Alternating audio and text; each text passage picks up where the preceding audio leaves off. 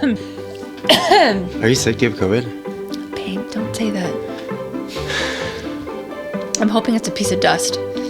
So we're back with a new review. Yeah. Another Hallmark one, just when you thought they were over. I never thought they were over. I mean, we're never without any content, that's for sure, when it comes to Hallmark. But alas, we are out of Christmas. Christmas is gone. I know, that's a little sad, but Christmas in July. Get ready for that. I'm already ready. But, now Hallmark moves into winter territory. So they're all winter themed and a lot of wine ones. Yeah. Anyway, the wedding veil. Yeah. We should mention that this whole video is a giant spoiler fest. Spoiler alert. The wedding veil. So this is part of a new wave of the winter Hallmark movie premieres.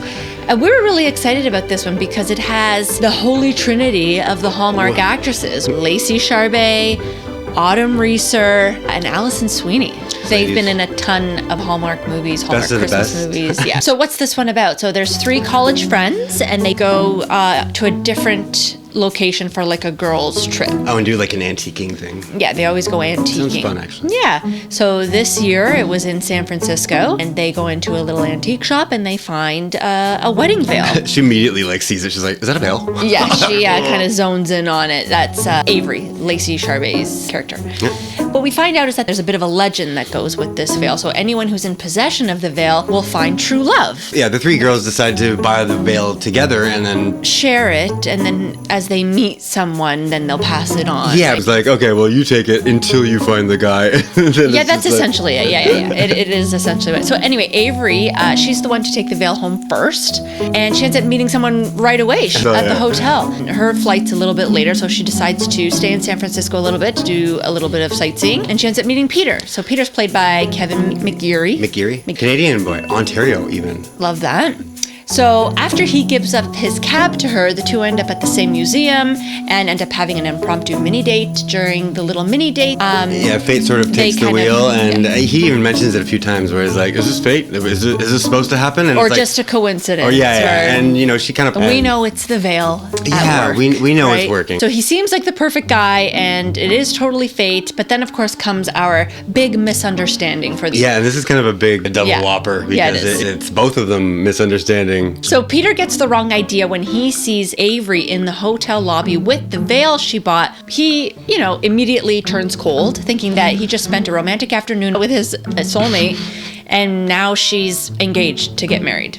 So he's kind of put off by that and turns cold. And she comes up and she's like, "Oh, well, let's share a cab together and everything's great." And he's like, no. No, it seems inappropriate. I'm just going to go home and pack. So Avery, not knowing he had seen her with the veil, wonders why her charming prince just turned into Dr. Jekyll or Hyde, whichever the bad one is. Do you even know which one is bad, Dr. Jekyll or Mr. Hyde? But he is kind of two-faced. He's like two-faced.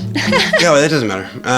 Anyways. So she just kind of figures no harm, no foul. It just wasn't meant to be. She even mentions it not being love at first meet. Yeah, I think she calls Emma and she's like, "Oh no, it wasn't meant to be." And I was like, you literally had the thing for one day. Give it some time. Give it a minute. Yeah. So they're both from Boston, so they realize that's another one of their fateful coincidences. Yeah. And they end up actually having to work together. So Peter is actually this really rich son of 2 tech tycoons, and the whole family has now become very philanthropic. Yeah. And they do some work with the museum where Avery they're donating works. money, or they're doing a whole new program. They're getting ready for this gala, and I guess Peter's organization is donating a lot of funds and time and resources to this gala, but Avery ends up finding a rare painting in the basement of the museum, and then the 2 are kind of joined at the hip for a good part of the movie trying to get this painting restored. And there's going to be a big unveiling of it at the gala. They didn't really go into too much detail about the gala. They just kind of made well, we found this painting in the basement, so we better do something with it right now. Yeah. I'm not really sure. I guess it's just to raise money for the museum. While the restoration of the painting is happening, Avery is helping her friend plan her actual wedding, a wedding that Peter thinks is hers almost the entire movie. Yeah, and he's kind of there listening to her take calls, and it furthers on the joke. He kind of sees them do a wedding cake tasting, but it's really he for the friend, not for Avery, and all the while he thinks it's Avery, and it's kind of frustrating throughout the whole thing. You just want him to find out, no, she's not the one getting married. They do a good job of keeping the joke alive until quite close to the end. Yeah. And then, of course, everything kind of wraps up in a nice, neat little bow. and all is figured out and revealed, and not. we have like an amazing kind of love story at the end of it. But you were saying you felt some influence from the early 2000 rom-coms for this. Like totally, I got the wedding planner influence. I think even visually, like the cinematography, the color grading, like I kind of had like look. Yeah, it's nice. So we should mention that this one's actually part of a trilogy, the Wedding Veil trilogy. It's Romance based on novel. the book There Goes the Bride, written by Laurie Wilde. It's directed by Terry Ingram. She's done a bunch of Hallmark movies and a bunch of Hallmark Christmas movies. So she did Christmas, She Wrote, The Mistletoe Secret. She also directed a few episodes of the Aurora Tea Garden Mysteries, which is she has Candace's a lot bag. of Christmas things. So let's talk a little bit about performances. Yeah. So I think the standout for me here was Kevin McGarry. I think he was excellent. Yeah. He's a Canadian boy. He does this awesome, like, Bostonian accent. My mother just believes it's important to honor my father's legacy. I knew right away, I was like, okay, there's no way this guy is It was from a little Boston. put on. It was a little over the top, but for his character, I think it worked. Yeah, he kind of pulled it off. He kind of felt like he was doing sort of a JFK thing, but even less sleazy. I believed his character. He was very charming. Yeah, like I really felt... He had like a little kind of insecurity thing. His father recently passed, and he wants to keep the family business going, and his father would have been really proud. But it's not really what he wants to do. He really wants to teach art to children, and so, you know, he's got like this really like artistic Romeo kind of vibe, which I really like. I thought the chemistry between them was really good.